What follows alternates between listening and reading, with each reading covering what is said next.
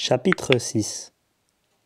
Pendant les heures les plus chaudes de l'été, les sangliers et leurs cousins d'Amérique du Sud, les pécaris, ont l'habitude de s'enfouir le corps dans certains marécages de la forêt. Ils battent l'eau du marécage avec leurs pattes jusqu'à ce qu'elle forme une sorte de boue très liquide, puis ils s'y enfoncent en ne laissant passer que leur tête et se trouvent ainsi à l'abri de la chaleur et des moustiques. Découragé par l'échec de l'évasion, Robinson avait eu l'occasion de suivre un jour un troupeau de pécaris qu'il avait vu s'enfouir ainsi dans leurs souilles.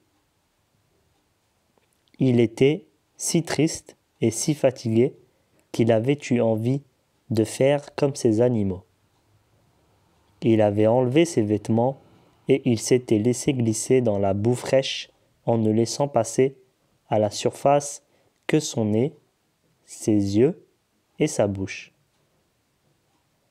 Il passait des journées entières couché ainsi au milieu des lentilles d'eau, des nénuphars et des œufs de grenouille. Les gaz qui se dégageaient de l'eau croupie lui troublaient l'esprit. Parfois, il se croyait encore dans sa famille à York. Il entendait les voix de sa femme et de ses enfants. Ou bien il s'imaginait être un petit bébé dans un berceau et il prenait les arbres que le vent agitait au-dessus de sa tête pour des grandes personnes penchées sur lui. Quand il s'arrachait le soir, à la boue tiède, la tête lui tournait. Il ne pouvait plus marcher qu'à quatre pattes et il mangeait un n'importe quoi, le nez au sol, comme un cochon. Il ne se lavait jamais et une croûte de terre et de crasse séchée le couvrait des pieds à la tête. Un jour, qu'il broutait une touffe de cresson dans une mare, il crut entendre de la musique. C'était comme une symphonie du ciel, des voix d'anges accompagnées par des accords de harpe. Robinson pensa qu'il était mort et qu'il entendait la musique du paradis. Mais, en levant les yeux, il vit pointer une voile blanche à l'est de l'horizon. Il se précipita jusqu'au chantier de l'évasion, où traînaient ses outils et où il retrouva son briquet. Puis il courut vers l'eucalyptus creux, enflamma un fagot de branches sèches et le poussa dans la gueule, couvrait le tronc au ras du sol.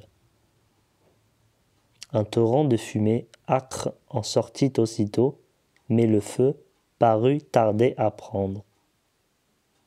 D'ailleurs, à quoi bon? Le navire se dirigeait droit sur l'île. Bientôt, il allait jeter l'ancre à proximité de la plage et une chaloupe allait s'en détacher. Avec des rires de fou, Robinson courait en tous sens à la recherche d'un pantalon et d'une chemise qu'il finit par retrouver sous la coque de l'évasion. Puis il courut vers la plage, tout en se griffant le visage pour démêler la barbe et les cheveux qui lui faisaient un masque de bête. Le navire était tout près maintenant, et Robinson le voyait distinctement, incliner gracieusement toute sa voilure vers les vagues crêtées d'écume. C'était un de ces galions espagnols qui rapportaient autrefois, à travers l'océan, l'or, l'argent et les gemmes du Mexique. À mesure qu'il approchait, Robinson distinguait une foule brillante sur le pont. Une fête paraissait se dérouler à bord. La musique provenait d'un petit orchestre et d'un chœur d'enfants en robe blanche groupés sur le gaillard d'arrière. Des couples dansaient noblement autour d'une table chargée de vaisselle d'or et de cristal.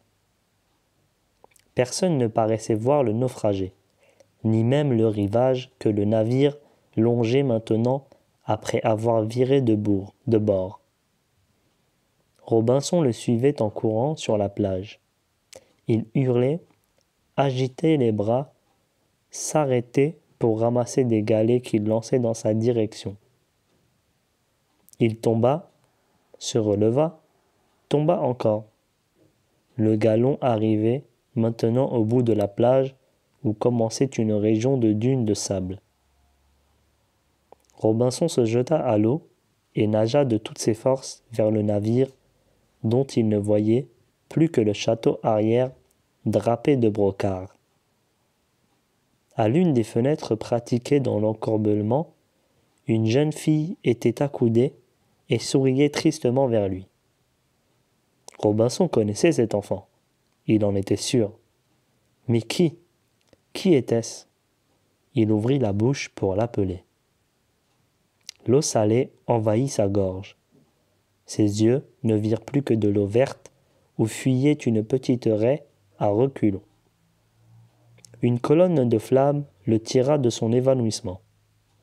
Comme il avait froid. Là-haut, sur la falaise, l'eucalyptus flambait comme une torche dans la nuit. Robinson se dirigea en titubant vers cette source de lumière et de chaleur. Il passa le reste de la nuit, recroquevillé dans les herbes, le visage tourné vers le tronc incandescent, et il se rapprochait du foyer à mesure que sa chaleur diminuait. Vers les premières heures de l'aube, il parvint enfin à identifier la jeune fille du galion. C'était sa propre sœur, Lucie, morte plusieurs années avant son départ. Ainsi, ce bateau, ce galion, type de navire qui avait d'ailleurs disparu des mers depuis plus de 2 siècles, n'existait pas. C'était une hallucination, un produit de son cerveau malade. Robinson comprit enfin que les bains dans la souille et toute cette vie paresseuse qu'il menait étaient en train de le rendre fou. Le galion imaginaire était un sérieux avertissement. Il fallait se ressaisir, travailler, prendre son propre destin en main. Il tourna le dos à la mer qui lui avait fait tant de mal en le fascinant depuis son arrivée sur l'île, et il se dirigea vers la forêt et le massif rocheux.